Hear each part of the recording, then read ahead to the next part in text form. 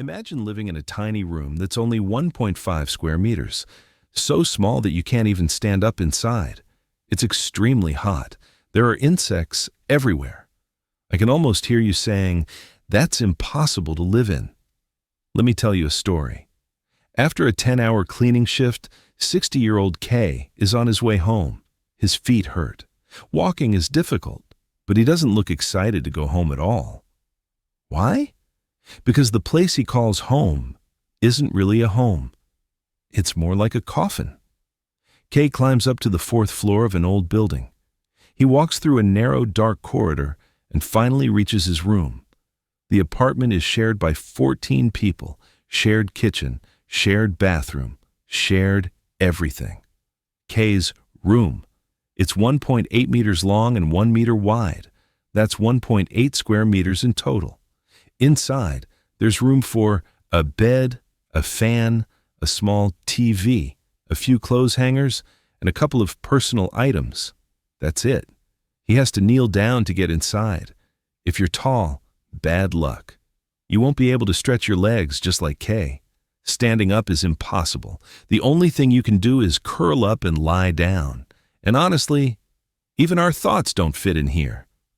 So how are we supposed to? And yes, welcome to Kay's home. Monthly rent, 2,200 Hong Kong dollars, around 280 US dollars. Many people ask, that much money for a place this small?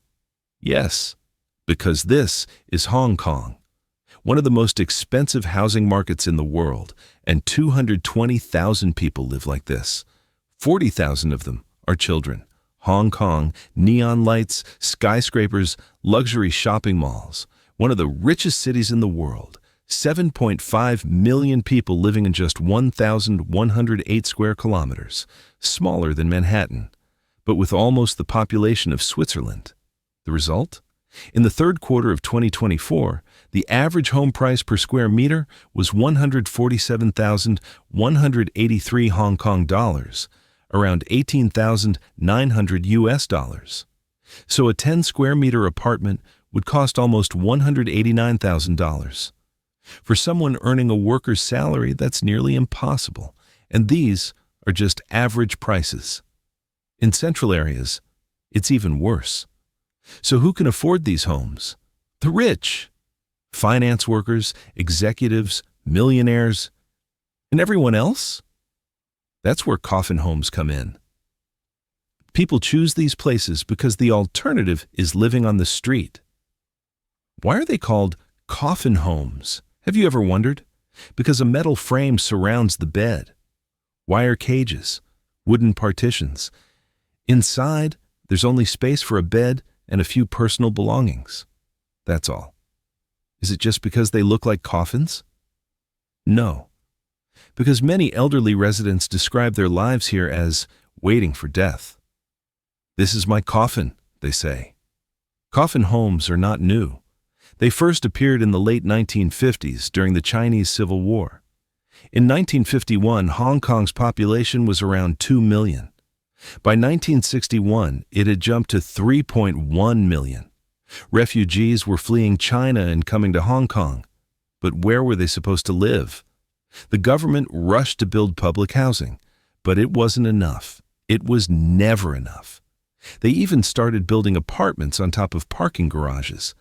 Landlords came up with a new solution: illegal subdivisions. A 37 square meter apartment was divided into nearly 20 bunk-style spaces, each one measuring only 1.8 meters by 0.8 meters. That's how these tiny rooms were created. So, who lives in coffin homes? Elderly people, low-income workers, drug addicts, people with physical or mental illnesses, new immigrants. They're all just trying to survive. Many don't qualify for social welfare. They can't afford proper rent or electricity.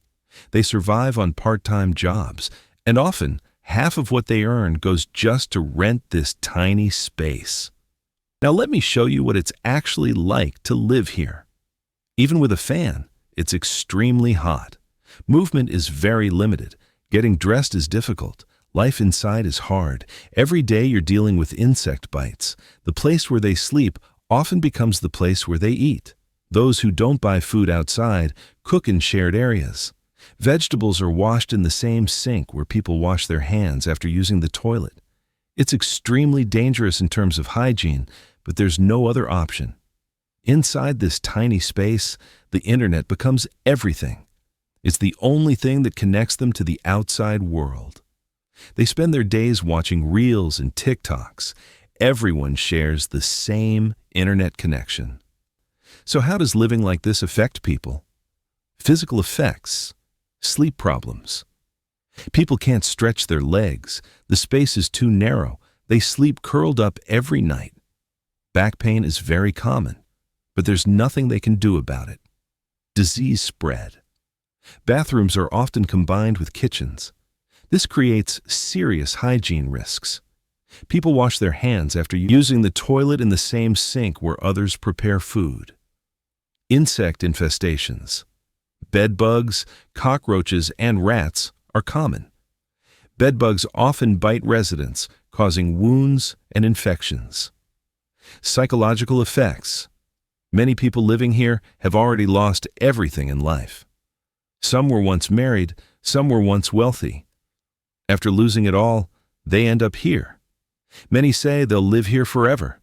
As rents keep rising, they believe their income will never be enough to escape.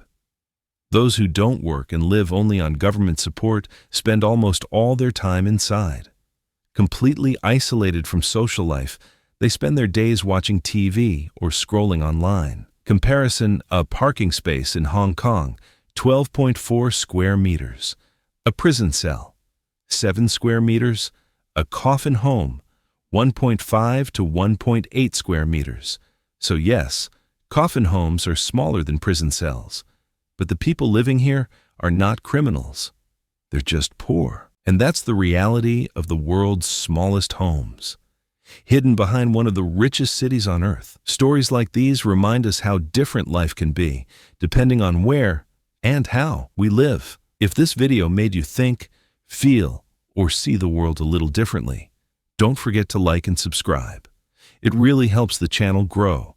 And there are many more incredible stories coming soon. See you in the next video.